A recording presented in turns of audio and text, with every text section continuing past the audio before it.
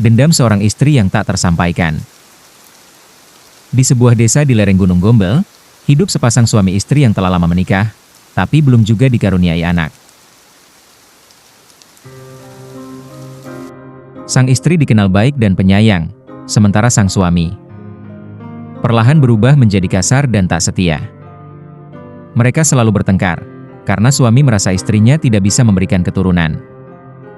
Hingga suatu malam, nasib buruk menimpa sang istri. Ia difitnah, dipukuli, dan diusir oleh warga. Karena sang suami menuduhnya membawa sial.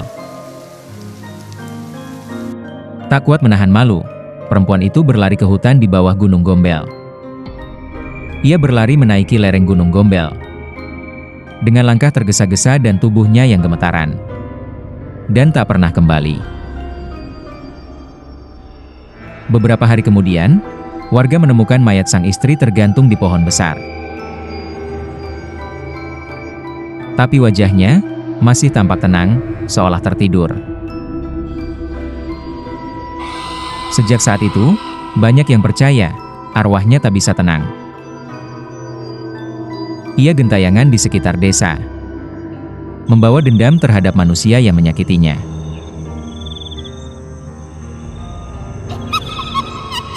Mereka menamainya Wewe Gombel. Malam hari di desa itu tak pernah benar-benar sepi. Kadang terdengar suara lirih memanggil nama anak-anak kecil. Malam itu, desa Gombel terasa lebih sunyi dari biasanya. Angin berhenti berhembus, jangkrik pun seakan ikut diam. Ibu, aku takut, Wewe Gombel. Jangan takut, nak. Ikut ibu saja. Ia menyamar sebagai ibu dari anak itu. Di tengah kegelapan, terdengar teriakan seorang ibu. Anakku, di mana kau, nak? Anak kecil itu hilang sejak semalam, terakhir kali terlihat sedang bermain di tepi hutan, ketika kabut turun menelan segalanya.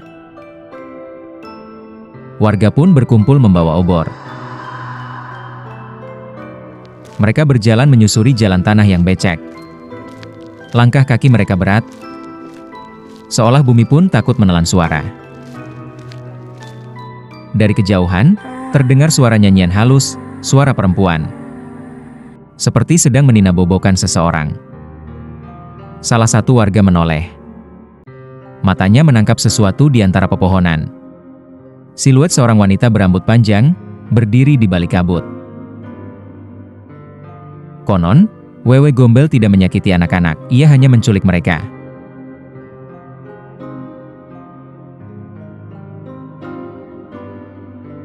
Membawa ke tempat yang nyaman di gunung. Di sana, anak-anak diberi makan dan dijaga dengan kasih sayang.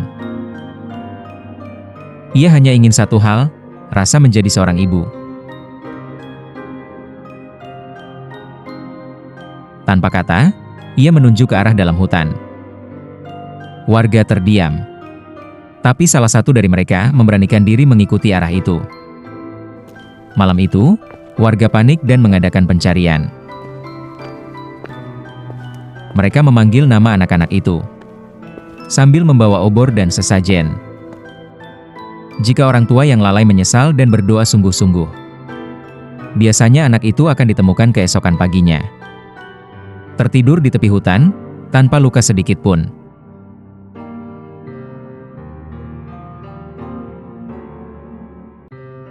Mereka berjalan sambil melantunkan doa. Saat mereka membaca doa, ada seorang wanita cantik, berambut panjang yang menyuruh mereka pulang, sambil berpesan, "Jangan buat anak-anak menangis lagi.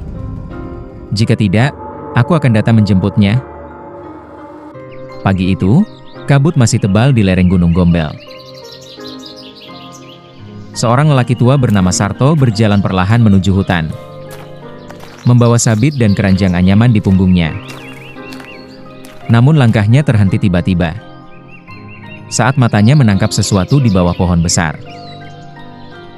Di sana, tergeletak seorang bayi kulitnya pucat, dibalut kain tipis yang basah oleh embun. Sarto gemetar. Ia menatap ke sekeliling, tapi tak ada siapapun. Hanya ada bekas jejak kaki kecil yang mengarah ke kegelapan hutan. Lalu menghilang begitu saja. Rawatlah dia, jangan biarkan dia menangis. Suara itu, lirih, nyaris seperti hembusan angin. Tapi Sarto tahu, itu bukan suara manusia. Dengan gemetar, Sarto menggendong bayi itu dan berlari pulang ke desa. Ia tergesa-gesa membawa bayi itu turun gunung. Warga terkejut. Tak ada yang tahu dari mana asal bayi itu, tapi di wajah mungilnya, tersungging senyum yang tenang. Sejak hari itu, tak ada lagi anak yang hilang di desa itu. Tak ada lagi tangisan di malam hari.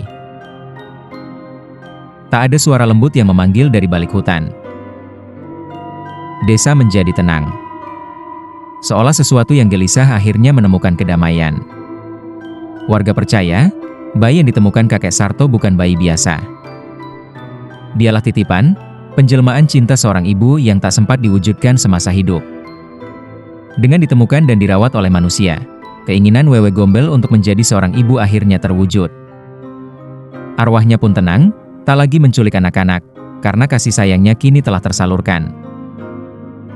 Sejak saat itu, setiap kali angin bertiup dari arah Gunung Gombel, para orang tua akan memeluk anak-anak mereka lebih erat. Sebagai pengingat bahwa kasih seorang ibu, bahkan setelah kematian, tetap hidup di antara mereka.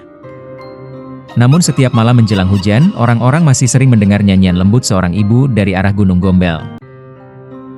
Nina Bobo, oh Nina Bobo. Sejak saat itu, nama Wewe Gombel menjadi legenda.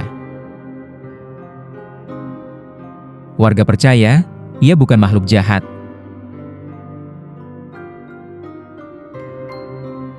Hanya roh seorang istri yang ingin menjadi ibu yang kesepian dan terluka. Legenda ini mengajarkan, jangan pernah menelantarkan anak. Dan jangan menyakiti hati seorang istri.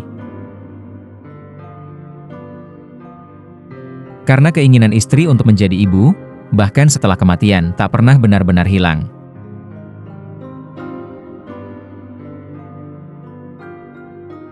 Meski raganya telah tiada, naluri keibuan tetap hidup dalam jiwanya.